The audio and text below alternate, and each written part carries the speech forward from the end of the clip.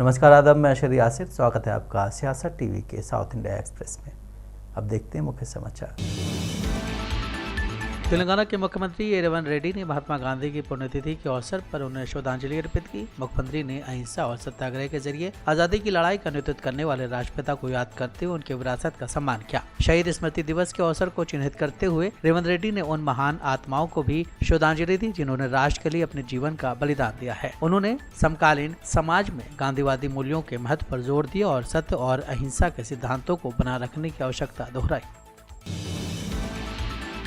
चुनाव अभियान के दौरान किए गए वादों को पूरा करने में कांग्रेस सरकार की विफलता पर विरोध के निशान के रूप में बीआरएस नेताओं और कैडर ने आज तत्कालीन मेदक जिले में विभिन्न स्थानों पर महात्मा गांधी की प्रतिमाओं के सामने एक ज्ञापन प्रस्तुत किया। चूँकि कांग्रेस सरकार ने 420 वादे किए थे और सरकार शुक्रवार को 420 दिन पूरे कर लेगी, बीआरएस कैडर ने सरकारी विफलताओं को उजागर करने के लिए एक अनोखा विरोध प्रदर्शन किया। बीआरएस कैडर ने सिद्दीपेट शहर में प्रतिनिधित्व प्रस्तुत करने से पहले महात्मा गांधी की मूर्तियों पर माला चढ़ाई। इस अवसर पर बोलते हुए पार्टी के शहर अध्यक्ष ने कहा कि उन्होंने मूर्ति के सामने शिकायत पेश करने का फैसला किया क्योंकि कांग्रेस नेता और सत्तारूढ़ दल के निर्वाचित प्रतिनिधि विपक्षी दलों और लोगों की कोई भी बात सुनने से इनकार कर रहे थे। उन्होंने कामना की है कि आने वाले दिनों में सरकार अपनी कार्यशैली बदलेगी और अपने सभी वादे पूरे करेगी।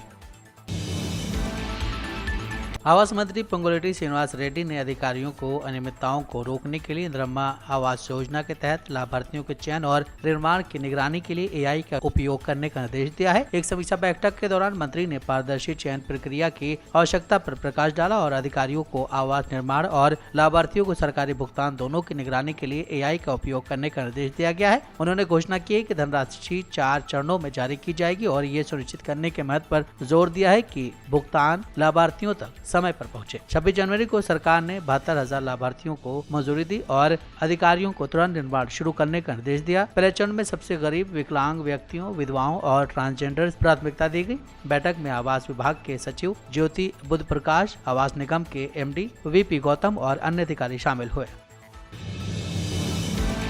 जीएचएमसी परिषद की बैठक में जोरदार ड्रामा देखने को मिला क्योंकि 42 सदस्यों ने कांग्रेस सरकार के खिलाफ विरोध प्रदर्शन किया और आरोप लगाया कि उनके वादे पूरे नहीं किए जा रहे हैं। हाथों में तख्तियां लिए 42 पार्षदों ने नारे लगाए और मेयर के आसन की ओर बढ़ने का प्रयास किया, जिससे सत्र में तनावपूर्ण स्थिति पैदा हो गई। कांग्रेस सदस्यों ने इन्हें रोकने के लिए हस्तक्षेप किया, जिसके परिणाम स्वरूप दोनों पक्षों के बीच तीखी नोकझोंक और हाथापाई हुई। स्थिति तब बिगड़ गई जब दोनों पक्षों के सदस्य धक्का मुक्की करने लगे, जिससे कार्रवाई स्थगित हुई। वहीं अराजक दृश्यों ने शहर के नगर पालिका प्रशासन में सत्तारूढ़ कांग्रेस और विपक्षी बीआरएस के बीच चल रहे राजनीतिक तनाव को उजागर किया। तेलंगाना कांग्रेस द्वारा ऑनलाइन पोल के माध्यम से पिछले बीआरएस शासन को फार्म हाउस गवर्नेंस कहकर अपमानित करने का प्रयास उल्टा पड़ रहा है क्योंकि लोग के चंद्रशेखर राव सरकार की वापसी की मांग कर रहे हैं। राज्य सरकार को लोगों द्वारा दिए गए समर्थन को प्रदर्शित करने के प्रयास के तहत तेलंगाना कांग्रेस के आधिकारिक हैंडल ने ऑनलाइन पोल शुरू किया, जिसमें एक्स यूज करने वालों से पूछा गया कि वो किस शासन को पसंद करते हैं। विकल्प थे ए फार्म हाउस गवर्नेंस, बी प्रजला बड़ाकू पालना, जिसमें कांग्रेस ने खुद को लोगों की सरकार बताया। हालांकि जैसे जैसे मतदान आगे बढ़ा, रुझान उस चीज के पक्ष में रहा जिसे कांग्रेस ने फार्म हाउस गवर्नेंस कहकर कमतर आंकने की कोशिश की थी, जिसमें 70% से ज्यादा मतदाताओं ने के चंद्रशेखर राव के नेतृत्व वाली बीआरएस की वापसी की मांग की। तेलंगाना कांग्रेस एक्स हैंडल के पोल का स्क्रीनशॉट साझा करते हुए, जिसमें 70% से ज्यादा लोगों ने बीआरएस शासन का समर्थन किया। बीआरएस प्रवक्ता ने कहा है कि संदेश स्पष्ट है, संदेश बिल्कुल साफ है, लोग केसीआर सरकार चाहते हैं, रेवंत सरकार आपदा है। कई एक्स यूजर्स इस बात पर दिल खोल कर हंसे कि पोल कांग्रेस पर उल्टा पड़ गया और चाहते थे कि विवरण न हटाया जाए। कुछ ने जोर देकर कहा कि कांग्रेस की पराजय के स्क्रीनशॉट सहेजे जाएं। कुछ ऐसे भी थे जिन्होंने कांग्रेस की आलोचना करते हुए पूछा है कि उन्हें कितनी बार ऐसे शर्मनाक पलों का सामना करना पड़ेगा। सिकंदराबाद छावनी में अधिकारियों ने आज रक्षा विभाग की जमीन पर अवैध निर्माण को ध्वस्त कर दिया। ये कार्रवाई एक हालिया अदालती फैसले के बाद हुई, जिसमें राजीव गांधी एविएशन एकेडमी सहित अनधिकृत संरचनाओं को हटाने का आदेश दिया गया था, जो उचित परमिट के बिना चल रही थी। एकेडमी बेडचल हाईवे के निकट मल्लारेड्डी गार्डन के पास स्थित थी और विवादित बंगला संख्या 190 के भीतर स्थित होने की वजह से विवाद का विषय रहा। छावनी क्षेत्र में B3 के तहत वर्गीकृत लगभग 120 बंगले कथित तौर पर कानूनी विवादों में उलझे हुए हैं। छावनी बोर्ड के अधिकारियों ने कहा है कि वो छावनी सीमा के भीतर अवैध निर्माणों के खिलाफ कार्रवाई जारी रखेंगे और इस बात पर जोर दिया कि रक्षा भूमि पर कोई भी अतिक्रमण बर्दाश्त नहीं किया जाएगा।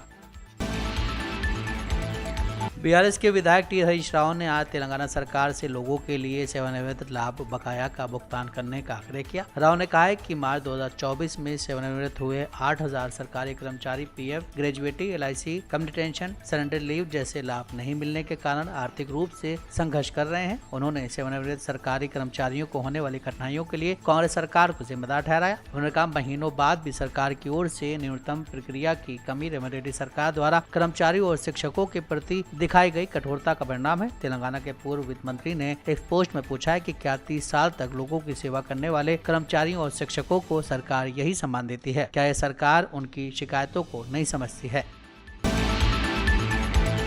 एमआईएम प्रमुख असदुद्दीन ओवैसी ने आम आदमी पार्टी के राष्ट्रीय संयोजक अरविंद केजरीवाल, मनीष सिसोदिया पर हमला बोला है। दिल्ली के ओखला में एक चुनावी कार्यक्रम को संबोधित करते हुए उन्होंने कहा है, मैं ये नहीं समझ पा रहा हूँ कि शराब घोटाले में दिल्ली का मुख्यमंत्री जेल जाता है, उस पर आईपीसी के गंभीर चार्ज लगे, पीएमएलए भी लगा। मनीष सिसोदिया पर भी शराब का इल्जाम है। सत्येंद्र जैन पर भी आरोप है। ओखला से आम आदमी पार्टी के मौजूदा विधायक हैं, उन्हें भी जेल में डाल दिया गया। ये लोग जेल ऐसे जाते हैं जैसे कोई ससुराल गया हो। आखिर इनके पास कौन सी जादू की छड़ी जो हमारे उम्मीदवार शिफाउर रहमान के पास नहीं है? आखिर क्या वजह है कि इनको न्याय मिल जाता है? शिफाउर रहमान को चुनाव प्रचार के लिए कस्टडी पैरोल मिली है। दिल्ली की कड़कड़डूमा कोर्ट ने उनकी पैरोल मंजूर की है। वो आज जेल से बाहर आ सकते हैं। दिल्ली दंगों के आरोपी शिफाउर रहमान ओखला से एमआईएम के टिकट पर चुनाव लड़ रहे हैं। शिफा को चुनाव प्रचार के लिए कस्टडी पैरोल मिली है। उन पर यूएपीए का केस लगा हुआ है।